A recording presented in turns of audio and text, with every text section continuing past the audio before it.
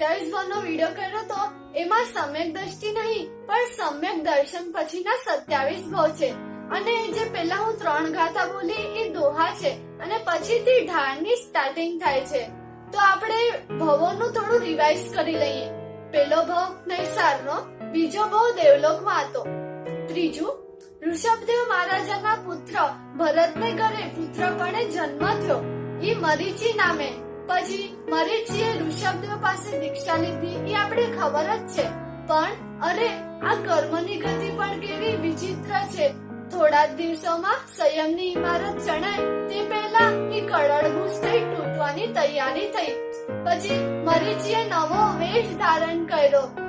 હૃદયમાં સંતાપ હતું, આંખના ખૂણે અશ્રુનું બિંદુ ટપકી જતું. પણ અરે શું કરાય, આ કાયા પરીક્ષા સહન કરવા તૈયાર જ નથી. નવો વેશ રાજે તેની બેડા વિચારે આદિશ્વર બેડા. ચડા થોડે સ્નાન વિશેષે પગે પાવડી ભગવે વેચે. હવે મરીચીએ નવો વેશ તો ધારણ કરી લીધો, પણ એ કેવો છે એ આપણી બીજી ઢાળમાં ટૂંકમાં સમજાવ્યું છે. તો થોડા જળથી સ્નાન કર્યું, પગમાં પગરખા ને પીળા વસ્ત્રો પહેર્યા. દરે ત્રિદંડી લાકડી મોટી, શિર મુંડન ધારે ચોટી.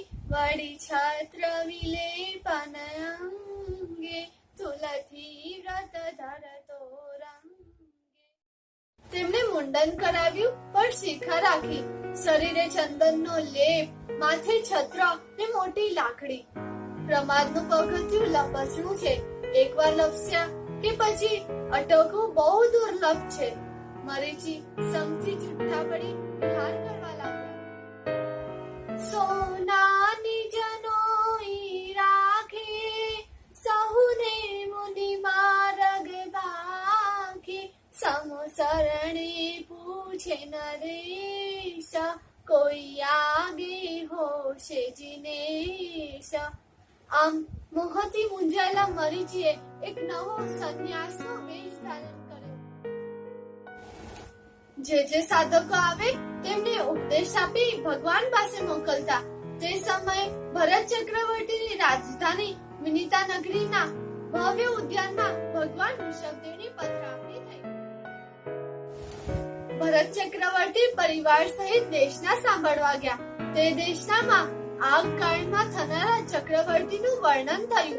પછી 23 તીર્થંકરોનું વર્ણન સાંભળી ભરત ચક્રવર્તીએ પૂછ્યું કે ભગવાન, આ સંવત્સરમાં કોઈ એવો જીવ છે કે જે તીર્થંકર નામે પ્રસિદ્ધ થશે? જીન જંપે ભરતને તામા, તુજ પુત્ર મરીચી નામ. વીર નામે થશે જીન છેલા, આ ભરતે વાસુદેવ પેલા. ઋષભદેવે કહ્યું કે હે ભરત, તારો પુત્ર મરીચી આ અવસર પીરી કાળના ચરમ તીર્થંકર ભગવાન મહાવીરનો જીવ છે. ચક્રવર્તી વિદેહે થાસે, સુણી આવ્યા ભરત ઉલ્લાસે. મરીચીને પ્રદક્ષિણા દેતા, નમી વંદીને મકેતા. એ ઉપરાંત તે ત્રિપૃષ્ઠ નામનો વાસુદેવ થશે. વળી પ્રિયમિત્ર નામનો ચક્રવર્તી પણ થશે. પ્રભુના મુખે પોતાના જ પુત્ર મરીચીના ભવિષ્યને સાંભળી તે અત્યંત પ્રસન્ન થયા. પ્રભુને વંદન કરી ત્યાંથી વિદાય થયા. મરીચીની પાસે આવી તેને વંદન કરવા લાગ્યા અને કહેવા લાગ્યા, તમે પુણ્યવંત ગવાશો, હરિ ચાકરી ચાલામજી ન થાશો. નવી બંધુ ત્રિદંડી કવેશ, નમો ભક્તિ એવી રજનીશ. હે મરીચી, તમને વંદન કરવાનો મારો આશય તમે સંન્યાસી છો કે તમે ચક્રવર્તીના પુત્ર છો એ નથી. પણ તમે આ 24 તીર્થંકર તરીકે પ્રગટ થયા. એમ સવના કરી ઘેર જાવે, મરીચીને મન હર્ષન માવે. મારે 3 પદવીની છાપ, દાદાજીન ચક્રી બાપ. ભરત ચક્રવર્તી ભાવિ તીર્થંકરના આત્માને વંદન કરી વિદાય થયા.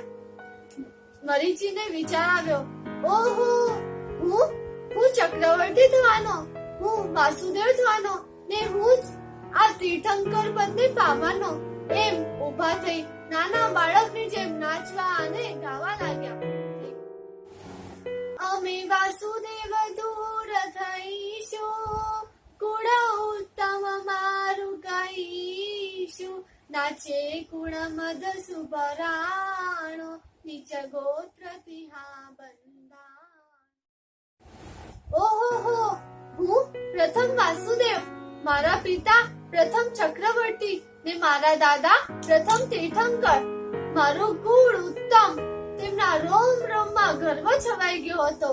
તે જ વખતે કર્મરાજાએ નોંધ કરી ને નીચે ગોત્રાને કર્મની પડકારો દઈ દીધો.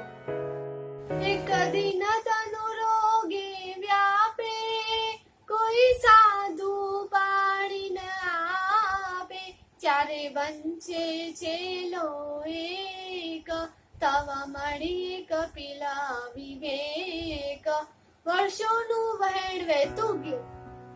મરીચીના શરીર અશુદ્ધ થવા લાગ્યું. પછી તેમના સેવામાં કોઈ નતું. ત્યાં કપિલ નામનો શિષ્ય આવ્યો.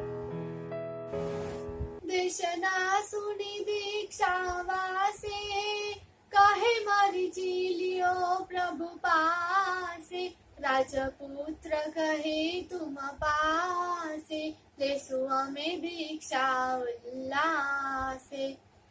કપિલે કહ્યું કે શું તમારા કને ધર્મ પામી શકાય? પેલા તો મરીચીએ કીધું કે પ્રભુ પાસે જવાય. પછી જો આપણે તુમ દર્શન ધર્મ નો વેમાં, સુણી ચિંતે મરીચીએમાં.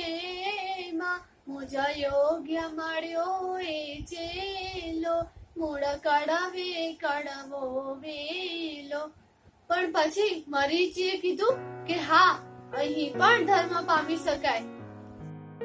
મરીચી કહે ધર્મ ઉભયમાં, લીએ દીક્ષા યૌવન વયમાં. એને વચને વધ્યો સંસાર, એ ત્રીજો કયો અવતાર.